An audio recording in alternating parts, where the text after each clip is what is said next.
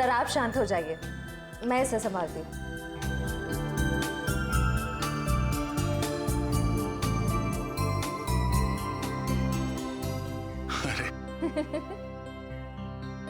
इतनी बात मेरी समझ में नहीं आई।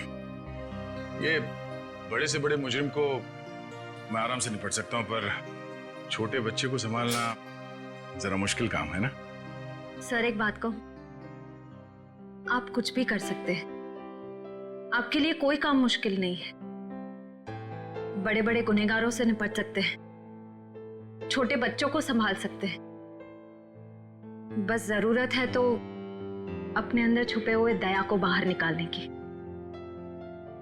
जिसका दिल मोम जैसा है, जो सबकी कदर करते हैं, जो प्यार करना भी जानते हैं।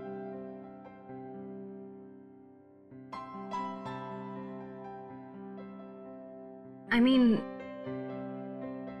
जो सबकी इज्जत करना भी जानते हैं। अब चिंता करने की कोई जरूरत नहीं है सर, मैं आ गया हूं। अरे फिर तुम, क्या बात है? आओ। सर हाँ? जब मुझे एहसास हुआ कि आप अकेले बच्चे को संभाल नहीं पाओगे तो मैं आ गया। ला बच्चा दो। इट्स ओके सर, मैं बच्चे को नहीं संभाल पाओगी, मुझे दे दो। लेकिन फ्रेडी, बच्चे को नींद नहीं आएगी, उसे सुलाने का तरीका मेरे पास है। बच्चा दे दो।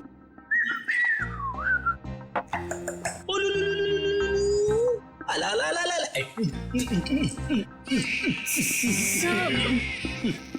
फ्रेडी क्या कर रहे हो? सर, जिद छोड़ो और बच्चे को वापस दे दो श्रेया को। सर प्लीज मैं संभाल लूंगी। कोई प्रॉब्लम नहीं है सर, बच्चे को चुप कराने का फॉर्मूला मेरे पास है। श्रेया, टीवी का रिमोट देना। अब देखना सर, ये कार्टून चैनल देख के बच्चा कैसा खुश होता है। कौन से नंबर पे?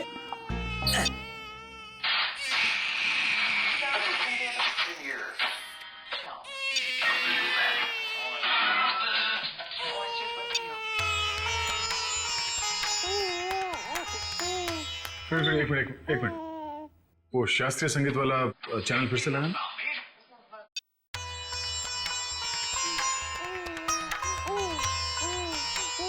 सुरों की काफी समझ है इसे। हाँ सर, बड़ा होके बड़ा संगीतकार बनेगा। सब हो रही दुकान।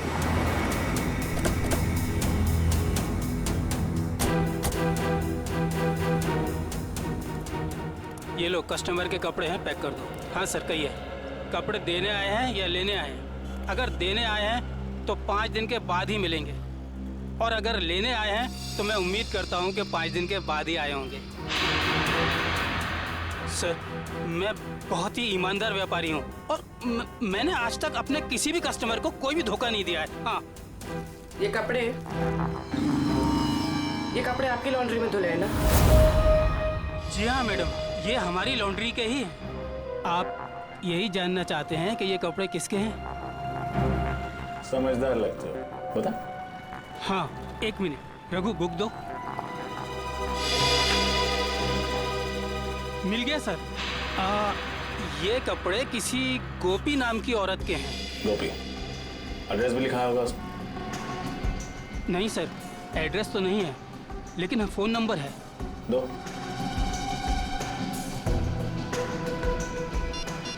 साहब, मुझे तो पहले से शक था जब वो लड़की यहाँ कपड़े डालने आई थी।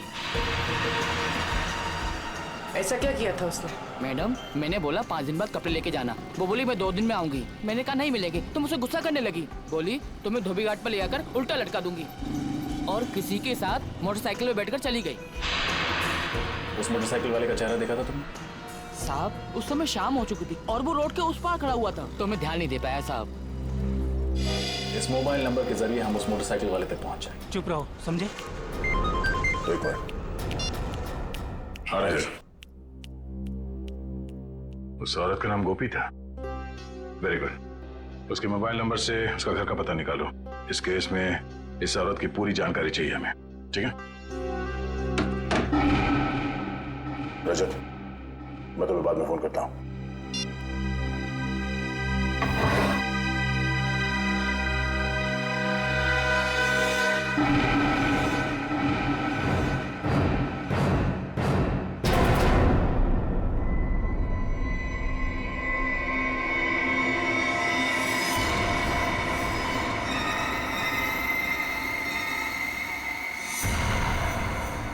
तुम फौरन अपनी बंदूक नीचे रख दो, वरना इस लड़की का भेजा बाहर कर देंगे। दया, तुमसे हमारी कोई दुश्मनी नहीं है, बस ये बच्चा हमारे हवाले कर दो और अपनी जान बचा लो। अपनी जान की परवाह करने वाले कायरों को हम सीआईडी में भर्ती नहीं किया करते। अगर इस बच्चे को किसी ने छुआ भी ना तो तुम सबकी अर्थी यहीं से उठेगी। अर्थी तो इस छोकरी की उठेगी दया। नहीं। बस तुम कंधा देने के लिए तैयार रहो। बंदूक नीचे रखो, नीचे रखो बंदूक। सर आप मेरी परवाह मत कीजिए, आप गोली चलाइए। चुप। दया गन नीचे रख, नीचे रख गन दया, वरना इस छोकरी की खोपड़ी उड़ा दूंगा मैं। एक मिनट।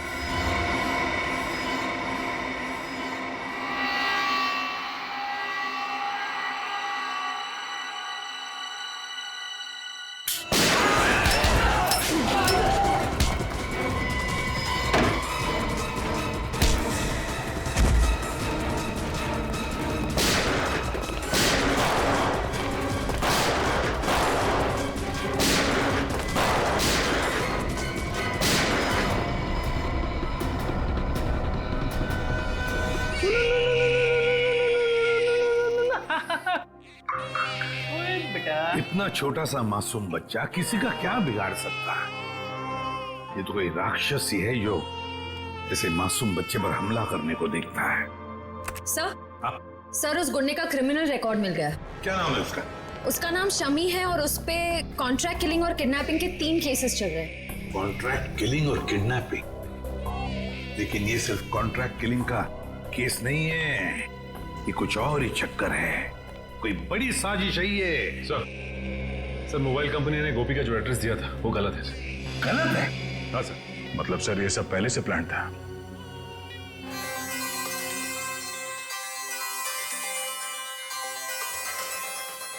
अरे वाइफ का फोन।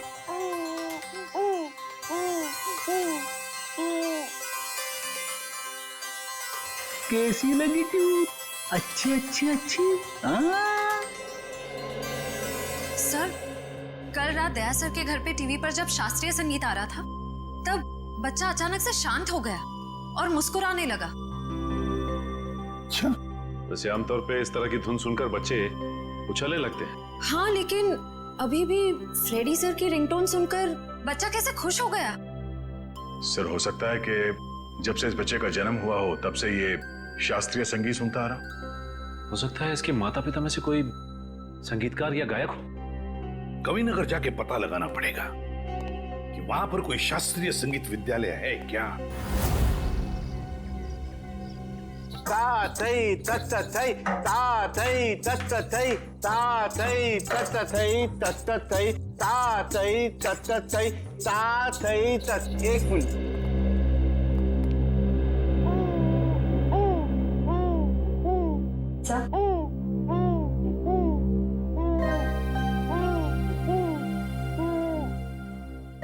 लगता है सही जगह पे हैं। नमस्ते। नमस्ते। अरे वाह, ये बच्चा तो बड़ा कोमल है, इसके पैर में कला भी नजर आती है, लेकिन नृत्य सीखने के लिए ये उम्र बहुत छोटी है। मास्टर जी हम यहाँ बच्चे को नृत्य सिखाने के लिए नहीं लाए हैं। तो फिर इस नन्ही सी जान को आप यहाँ क्यों ले आए? हम लोग सीआईडी से हैं और एक केस के सिलसिले में आपसे कुछ पूछताछ करने आए हैं। ओह जी, पूछिए। जरा इस बच्चे को देखिए, आप पहचानते हैं इसे? देखा आपने इसे? जी नहीं, इस बच्चे को कभी देखा नहीं मैंने। आपने इस औरत को देखा है? अरे ये तो हमारे बगल वाली डे केयर सेंटर में काम करती है। Baby day care centre?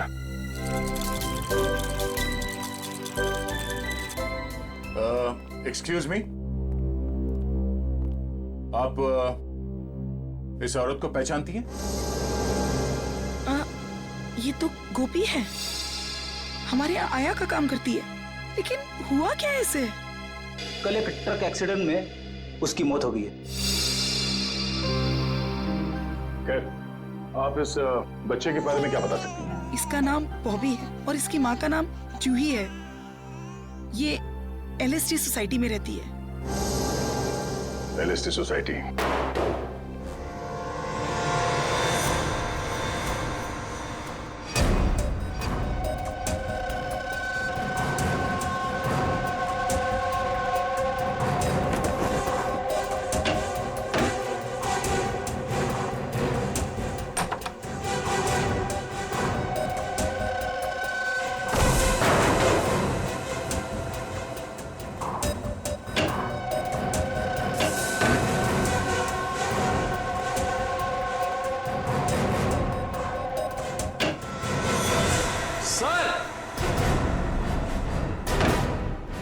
Sir ये देखिए, बॉबी की माँ जूही को ही मार दिया। ये देखो, गोली गले और पेट पे मारी गई है। लगता है इसे मरे हुए भी काफी समय हो गया, खून पूरी तरह से सूख गया। सर ऐसा लग रहा है मैंने इनको कहीं देखा है, लेकिन याद नहीं आ रहा कहाँ देखा है।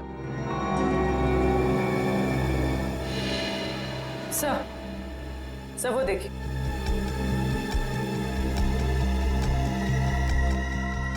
सर खून से सने हुए जूतों के निशान। ये देखो,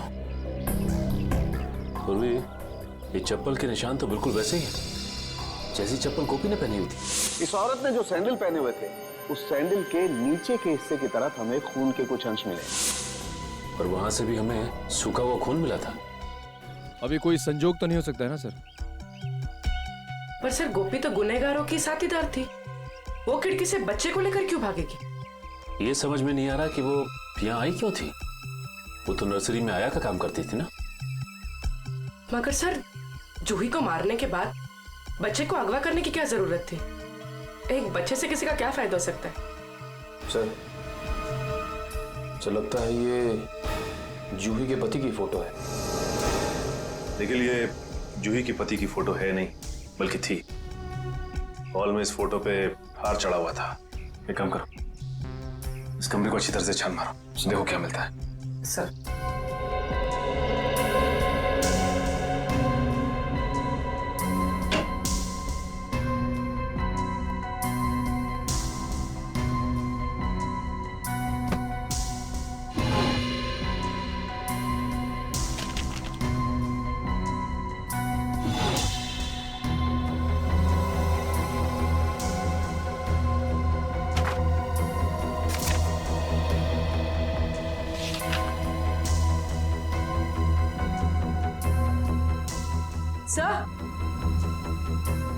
राहुल, सही देखिए,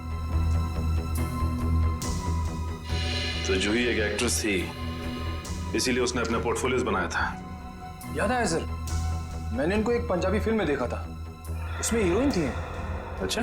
हाँ सर। इस घर का लिव एंड लीज एग्रीमेंट मिला है सर। सर ये वोटर आईडी है सर, इसमें इनका नाम जूही नहीं बल्कि असली नाम शीतल है सर। और ये जीवन शांति आश्रम का रिसीप्ट भी है सर। तो ये बात है, ये जूही उर्फ शीतल 5 सालों तक एक आश्रम में रह रही थी और 1 साल पहले ही आश्रम से बाहर आई है। मगर सर एक फिल्म की हीरोइन 5 साल तक आश्रम में क्यों रहेगी? ये देखो, शीतल के पिता रविकांत का नाम लिखा हुआ है इस कार्ड पे।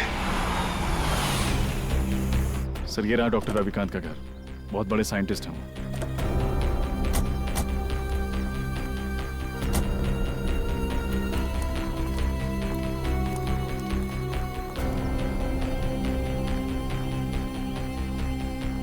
सर ये घर तो लगता है काफी टाइम से बंद पड़ा है। हाँ रजन, ये देखो कितने दिनों के अखबार पड़े हैं यहाँ पर, ये सारे खत पड़े हैं। काम करो, इन दोनों घर के अंदर जाके अच्छी तरह से तलाशी देखता हूँ ये चिट्ठियां क्या है।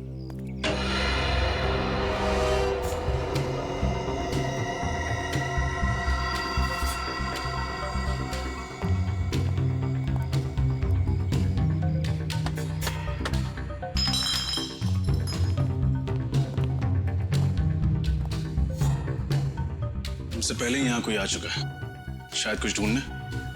देखो कुछ हाथ लगता है क्या? सर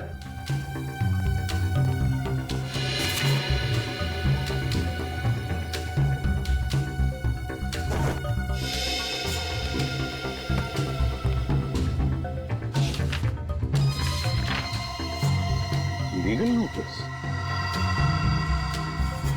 अरे सुनिए सुनिए, देखिए मैं सीआईडी से हूं। एक बात बताइए, आप रविकांत जी को जानते हैं? हाँ सर, 10 सालों से वो मेरे पड़ोसी हैं। अचानक उनकी मौत की खबर सुनकर बहुत दुख हुआ। अचानक मौत हो गई रविकांत जी की? कब, कैसे? गाड़ी की स्पीड इतनी तेज थी कि वो कंट्रोल नहीं कर सके और वो जाके नदी में गिर गए। Oh my God. कुछ मिला? नहीं सर। ये रविकांत जी का एक्सीडेंट ही था या? एक्सीडेंट ही था सर। ठीक है, थैंक यू वेरी मच, अब जा सकते हैं। नोटिस कैसी?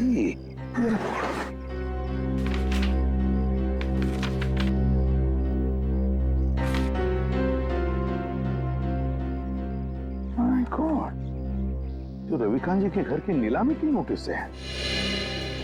सर इतनी जल्दी ही नोटिस? पिछले महीने तो रविकांत जी की मौत हुई थी।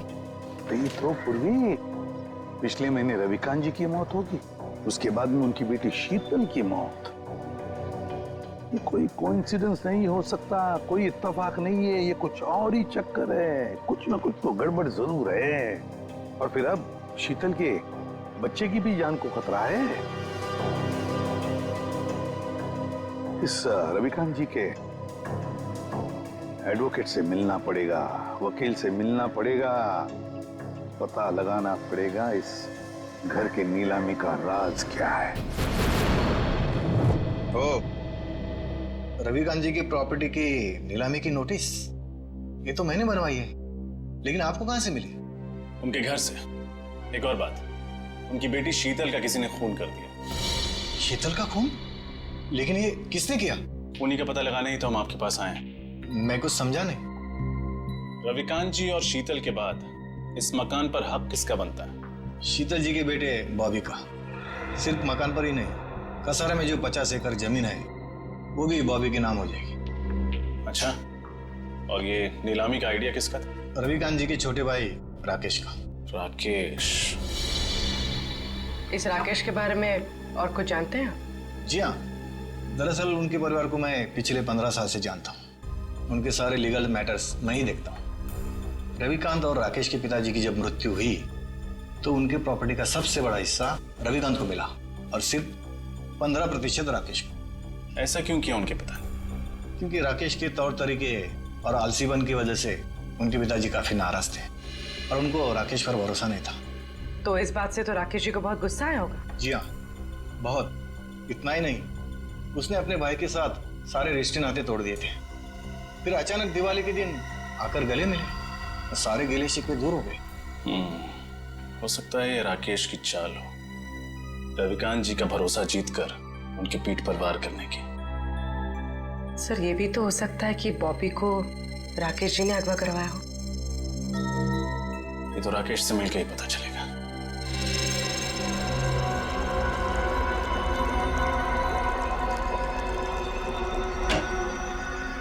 Excuse me. जी कहिए। हम लोग सीआईडी से हैं। डॉक्टर रविकांत के बारे में तो आप लोग जानते ही होंगे। जी डॉक्टर रविकांत मेरे गुरु जैसे थे। आप? जी मेरा नाम फनीश है। इस लैब में जो भी रिसर्चेज होती हैं उन्हें मैं फाइनेंस करता हूँ। मिस्टर फनीश, हम डॉक्टर रविकांत की मौत के बारे में आप लोगों से कुछ पूछताछ करने आए हैं। उनकी मौत से तो हम सबको बहुत बड़ा सदमा पहुंचा है सर। न केवल इस लैब का बल्कि हमारे देश का भी बहुत बड़ा नुकसान हुआ है। लेकिन वो कहते हैं ना कि नसीब के आगे किसी का बस नहीं चलता। ऐसा लगता है कि उनकी मौत से किसी और का नसीब जरूर जग गया है। मैं कुछ समझा नहीं। हमें शक है कि उनकी कार का एक्सीडेंट हुआ नहीं है बल्कि करवाया गया है। यानी किसी ने उनका मर्डर किया? शायद। वैसे किस चीज पे रिसर्च कर रहे थे डॉक्टर रविकांत? इसके बारे में तो उन्होंने कभी किसी को कुछ नहीं बताया। वो एक टॉप सीक्रेट रिसर्च कर रहे थे, इसीलिए उसका जिक्र उन्होंने कभी किसी को नहीं किया। सर वो कुछ डरे डरे से रहते थे। क्यों? किससे? इसके बारे में उन्होंने किसी को बताया नहीं, लेकिन वो अपने जो रिसर्च के पेपर्स है ना वो अपने केबिन के लॉकर में रखते थे और तकरीबन हर रोज वो लॉकर का पासवर्ड चेंज करते थे। पता नहीं क्यों। लगता है ये रिसर्च की वजह से ही उनका खून किया गया है। उनका केबिन दिखाइए जरा।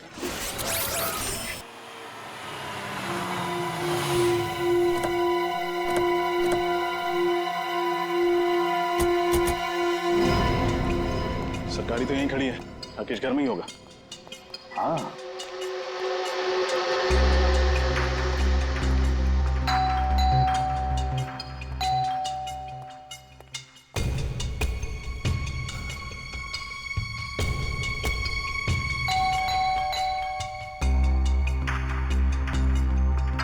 तो लगता है घर में कोई नहीं है, कोई दरवाजा नहीं खोल रहा।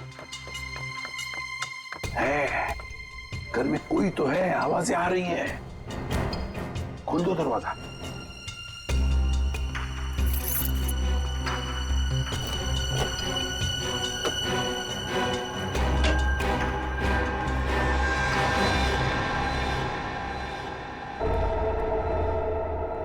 संभल के, 3 खून किए उसने।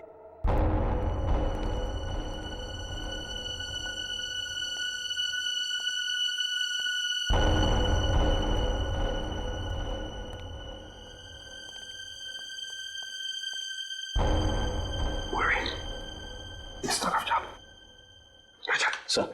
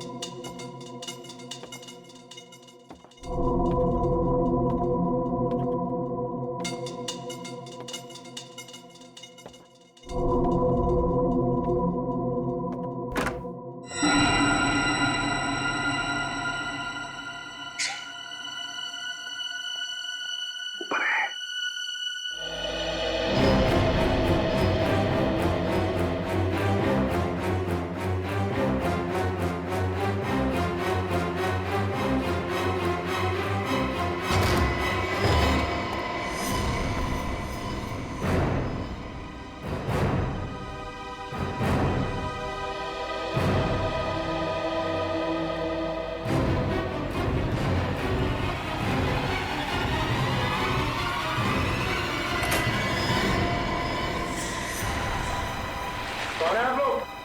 CID। लेकिन मैंने किया क्या है? या क्या है? हैं?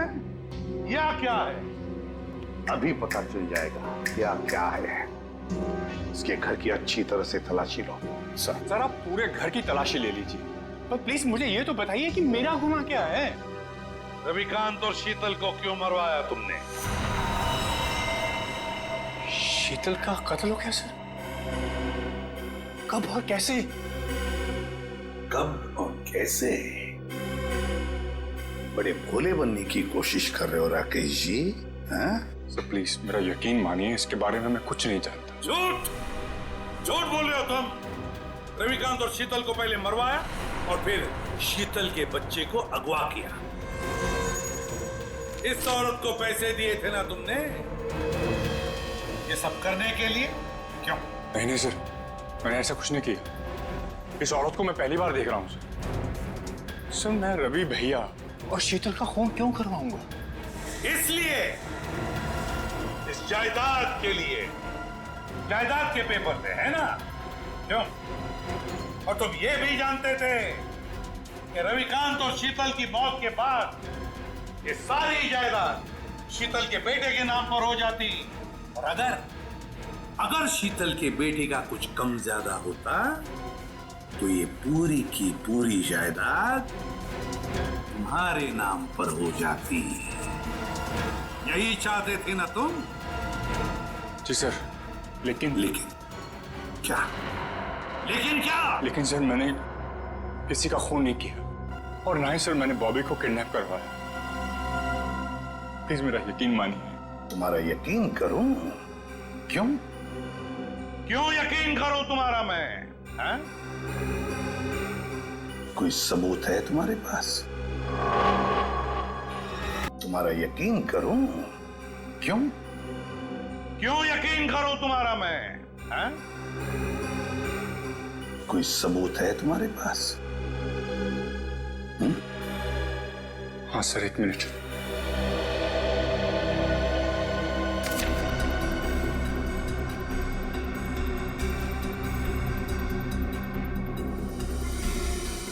रविकांत चैरिटी फाउंडेशन, 50 लाख रुपए।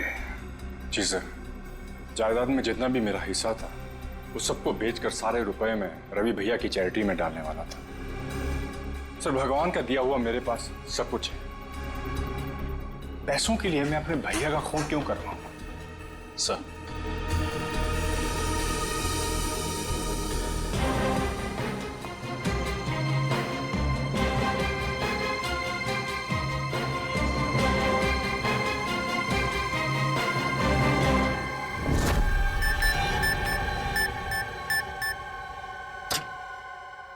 ये क्या, लॉकर तो खाली है।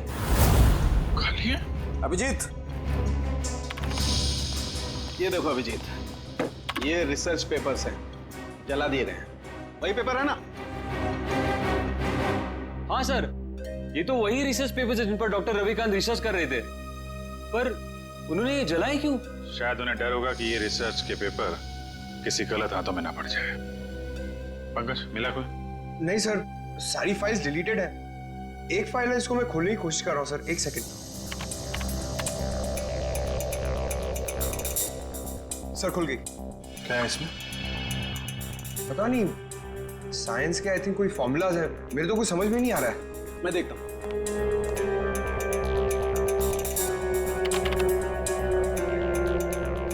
ओह, नहीं अभिजीत, ये कोई साइंस का फार्मूला नहीं है, ये एक वायरस की टेस्टिंग रिपोर्ट है। क्या मतलब सर? मतलब ये कि जैसे जहर का काट जहर होता है, वैसे ही किसी भी बीमारी का इलाज उसके वायरस के द्वारा ही किया जाता है। और इस वायरस का टेस्ट किसी इंसान पर कर रहे थे डॉक्टर रविकांत। और कौन सा वायरस है ये? ये पेलकॉप नाम का वायरस है, बहुत रेयर किस्म का वायरस है, ज्यादा सुना नहीं है इसके बारे में। मगर सर ये वायरस टेस्ट किस पर कर रहे थे? माय गॉड, मैं समझ गया अभिजीत। अरे है कौन वो? अभी नहीं, 1 घंटे के बाद मैं तुम्हें ब्यूरो में मिलता हूँ, कंफर्म कर लूं फिर बताता हूँ। सचिन, पता चला डॉक्टर रविकांत लैब में क्या बना रहा था? नहीं सर, अब तक तो कुछ नहीं पता चला। सालू के साहब कह के गए हैं कि 1 घंटे में वापस आता हूँ फिर। बॉस, पता चल गया, मैंने गुत्थी सुलझा ली। यार तुम्हें बताना सालू के। बॉस, उस रिसर्च लैब में हमने जिस पेशेंट की रिपोर्ट देखी थी, उसमें पोलकॉप नाम का वायरस था। ये कौन सा वायरस है? वही तो पता लगाना है, लेकिन एक टेंशन है बॉस। किस बात की टेंशन? बॉस, मैंने जब पता लगाया तो पता लगा कि पोलकॉप नाम का वायरस तो है ही नहीं। अरे तो फिर सालू के साहब, उस मरीज के शरीर में ये वायरस आया कहां से? वही तो बॉस, मैंने जब उस बच्चे का ब्लड टेस्ट किया दोबारा से, तो पता ये चला कि उसे हिस्लेक्सिया नाम की बीमारी है, सांस लेने की बीमारी, जिसका कहीं कोई इलाज नहीं। लेकिन जब मैंने बच्चे का ब्लड टेस्ट किया तो पता ये चला कि हिस्लेक्सिया का असर उसके शरीर में, उसके खून में धीरे धीरे कम हो रहा है। वो कैसे? वही तो प्रॉब्लम है बॉस। जब मैंने बच्चे का ब्लड टेस्ट दोबारा से किया तो पता लगा कि उसके शरीर में अलग अलग किस्म के वायरस हैं, जिसकी वजह से हिस्लेक्सिया का असर उसके खून में धीरे धीरे कम हो रहा है। और इन्हीं वायरस में से पोलकॉप वायरस भी है। मतलब वो टेस्ट रिपोर्ट बच्चे की थी? हाँ बिल्कुल। मतलब ये जो कुछ भी हुआ है इस पोलकॉप वायरस की वजह से ही हुआ है। कोई तो है जो इस पोलकॉप वायरस पर कब्जा करना चाहता है। हाँ सर, डॉक्टर रविकांत ने वायरस के सारे सैंपल और रिसर्च के सारे मटेरियल तबाह कर दिया, बर्बाद कर दिया सर। अब ये वायरस सिर्फ बच्चे के अंदर है। मतलब सचिन, बच्चे की जान को खतरा है।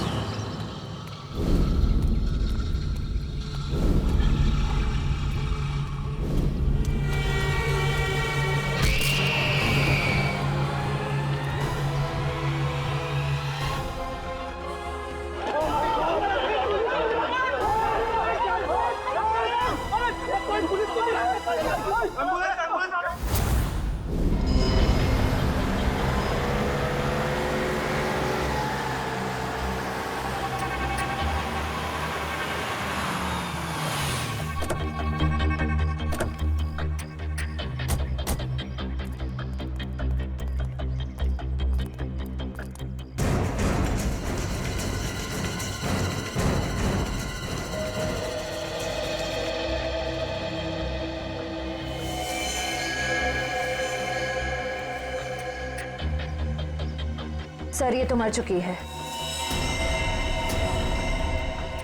रेडी, एम्बुलेंस को फोन करो।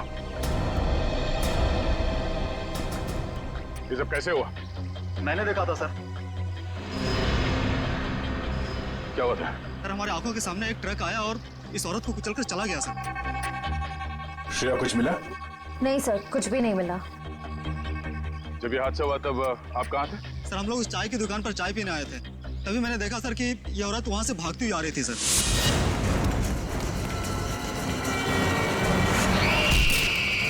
सर शायद ये स्पीड में आते हुए ट्रक को देखकर डर गई होगी, इसे पता ही नहीं चला होगा कि क्या करे। पर उस ट्रक ड्राइवर को तो पता होना चाहिए था कि उसे क्या करना है। वो ब्रेक लगा सकता था, ट्रक को दूसरी ओर मोड़ सकता था, या फिर एक्सीडेंट के बाद पुलिस स्टेशन में जाके अपने आप को सरेंडर कर सकता था। एक औरत को ठोकर मार के भागना, ये कहाँ की इंसानियत है? सर वो इंसान नहीं, हैवान था सर। वो ट्रक को फुल स्पीड में लेकर आया सर और इस औरत को कुचलकर चला गया। तुमने उस ट्रक का नंबर नोट किया, नंबर देखा था? हाँ सर।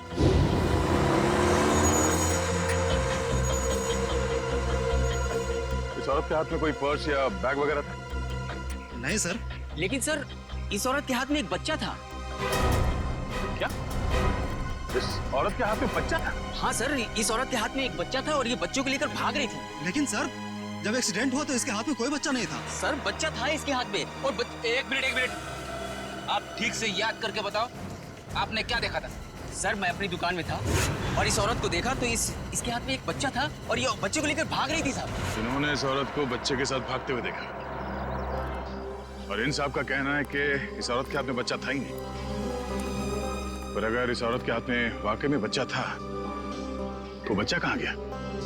कहीं ऐसा तो नहीं कि इस औरत ने बच्चे को कहीं छोड़ दिया?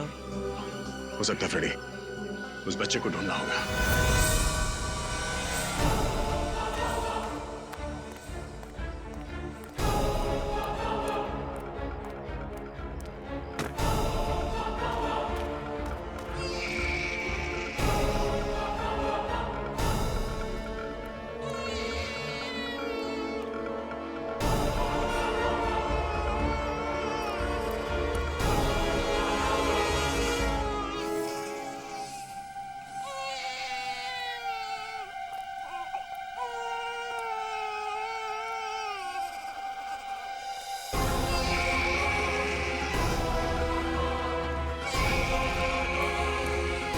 आप रेडी?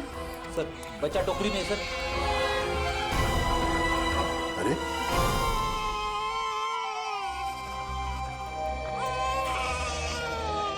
उस औरत ने बच्चे को यहाँ पे टोकरी में छोड़ दिया। लेकिन सर कोई अपने बच्चे को इस तरह टोकरी में छोड़ के क्यों जाएगा? हाँ साहब कहिए। ये बच्चा यहाँ इस टोकरी में कैसे आया? बच्चा? हाँ सर मुझे नहीं पता, मैं तो अपनी दुकान लगा रहा था, फल लेने गया था। इसका मतलब है मरने से पहले इस औरत ने इस बच्चे को यहाँ टोकरी में रखा। हमें उस मरी हुई औरत का पता लगाना है और ये बच्चा। इस बच्चे को हम अपने साथ लेके चलते हैं। इस बच्चे का ख्याल रखना हमारा फर्ज है।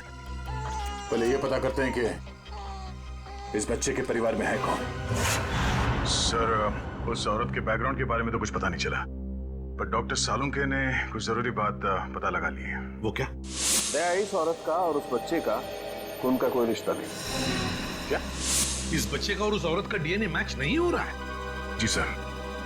इसका एक ही मतलब हो सकता है दया, उस औरत ने इस बच्चे को चुरा लिया और फिर वो भाग रही थी। हो सकता है सर। काम करना पड़ेगा, मिसिंग पर्सन ब्यूरो से पता लगाना पड़ेगा कि क्या किसी ने बच्चा गायब होने की रिपोर्ट दर्ज करवाई है क्या। और डॉक्टर सालुंके का इस बच्चे की माँ के बारे में भी कुछ कहना है सर। क्या? इस औरत ने जो सैंडल पहने हुए थे, उस सैंडल के नीचे के हिस्से की तरफ हमें खून के कुछ अंश मिले। उस खून का डीएनए करने से पता चला कि उस खून का डीएनए और उस बच्चे के खून का डीएनए आपस में मैच होते हैं। और उस औरत की उम्र जिसका वो खून है लगभग 28 से 30 साल होनी चाहिए। खून के निशान? फिर जरूर इस बच्चे की माँ बुरी तरह से घायल हुई होगी। सर हो सकता है उस अनजान औरत ने ही हमला किया हो बच्चे की माँ पर और बच्चे को लेकर भाग गई। सर लगता है ये कोई बहुत बड़ी साजिश है। उस औरत का एक्सीडेंट नहीं बल्कि जानबूझ के खून किया गया है। सर हमने आरटीओ में भी पता किया, ट्रक का नंबर उनके रिकॉर्ड्स में भी नहीं है। ये देखो बॉस, अब कोई प्रॉब्लम नहीं है। अरे प्रॉब्लम तो तब होगा जब बॉस का फोन आएगा। तो क्या जवाब दोगे? ये काम अधूरा छोड़ दिया? सर एक ऐसा सुराग मिला है जिससे पता चल सकता है कि ये औरत है कौन। वो क्या? ये उस औरत के कपड़े, इस पे लॉन्ड्री का टैग लगा हुआ है। बस सुबह इस टैग से पता लगाओ ये कौन सी लॉन्ड्री है, और इस लॉन्ड्री से हमें पता चलेगा कि ये औरत रहती कहाँ है? सर, तब तक मैं इस बच्चे को संभालूंगा सर, अपने घर पे। बस बच्चे को अपने साथ रखना चाहता हूँ सर। सर, मैं भी आपकी मदद करूंगी।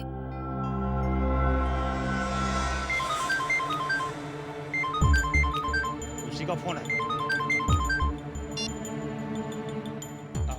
सलाम बॉस। मुझे वो बच्चा किसी भी हालत में जिंदा चाहिए, किसी भी हालत में, समझ गए तुम? जी बॉस।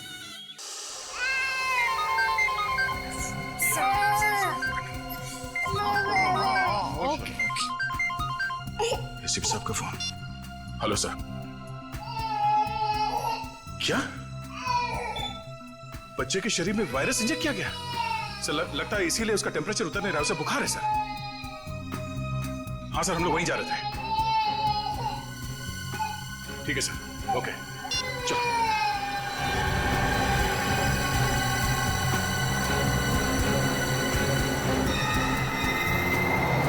चलो।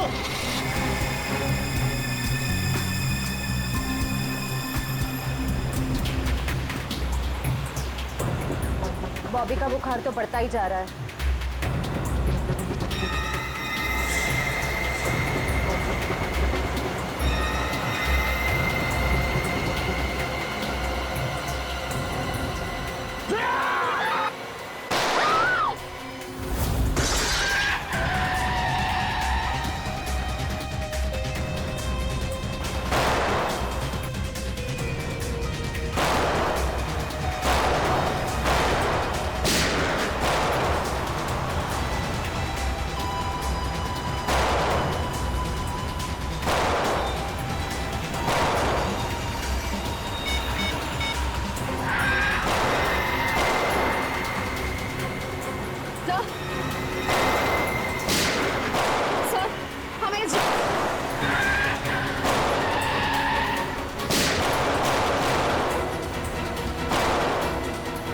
श्रेया, तुम ठीक हो?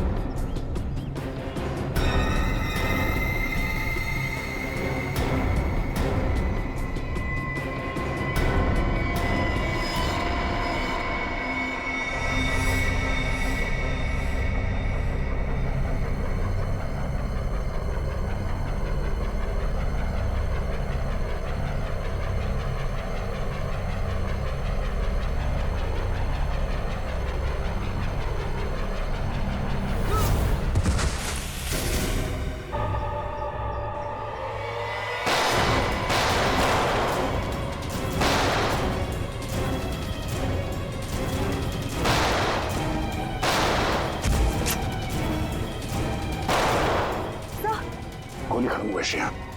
रख दया, तेरा खेल खत्म हो गया। चल कर नीचे रख। ए, लड़की को दे, मेरे को दे, बच्चा मेरे को दे।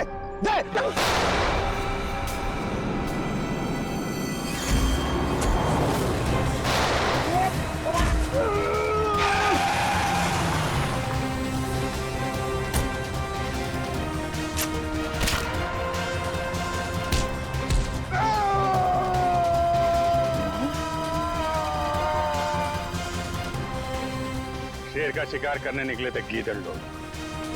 बोल, किसके कहने पे किया ये सब? शर्म आनी चाहिए तुम्हें। एक मासूम बच्चे के साथ तुमने ऐसी घिनौनी हरकत की। मैं मजबूर था ऑफिसर। मैंने डॉक्टर रविकांत की रिसर्च पर लाखों रुपए खर्च किए, यह सोचकर कि रिसर्च कामयाब होगी तो मैं करोड़ों रुपया कमाऊंगा। मेरी कंपनी के शेयर्स फिर से टॉप पर आ जाएंगे। लेकिन डॉक्टर रविकांत अपने इन्वेंशंस तुम्हें नहीं बल्कि सरकार को देना चाहते थे ताकि हमारे देश के आम लोगों को फायदा हो, पर ये बात तुम्हें बर्दाश्त नहीं हुई। कैसे बर्दाश्त होती सर? लाखों रुपए का जुआ मैंने खेला, सारा रिस्क मैंने अकेले ने उठाया और डॉक्टर रविकांत वो फार्मूला गवर्नमेंट को देना चाहते थे जो मुझे उसके लिए फूटी कौड़ी नहीं देते सर। और ये बात उन्हें समझाने की मैंने बहुत कोशिश की और उन्होंने मेरी एक नहीं सुनी सर। बॉबी को अगवा करने का प्लान तुम्हारा ही था ना? हाँ सर, और जब मुझे पता चला कि डॉक्टर रविकांत ने वो वायरस बॉबी की बॉडी में इंजेक्ट कर दिया है तो मैंने गोपी को आया बनाकर वहां भेजा और बॉबी को अगवा करने का प्लान बनाया। लेकिन जब गोपी को तुम्हारे घिनौने इरादों के बारे में पता चला तो उसके अंदर की ममता जाग गई और वो बॉबी को लेकर भाग गई। और उसी की बेवकूफी की वजह से मेरा सारा प्लान चौपट हो गया। अपनी मौत की वो खुद जिम्मेदार है। तुम जैसे हैवानियत के पुतले इंसानियत के बारे में कभी समझ नहीं पाओगे। तुम्हें तो ऐसी सजा होनी चाहिए जिसे देखकर हैवानों की रूह कांप उठे।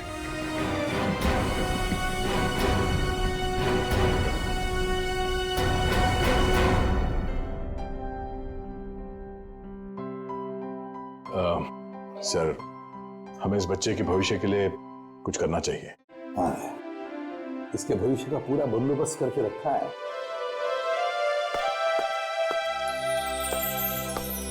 सर जी, सर जी, आज के बाद बॉबी को मैं संभालूंगा। अपने भाई के बेटे की तरह नहीं बल्कि अपने बेटे की तरह से बड़ा कर। ये तो बहुत खुशी की बात है,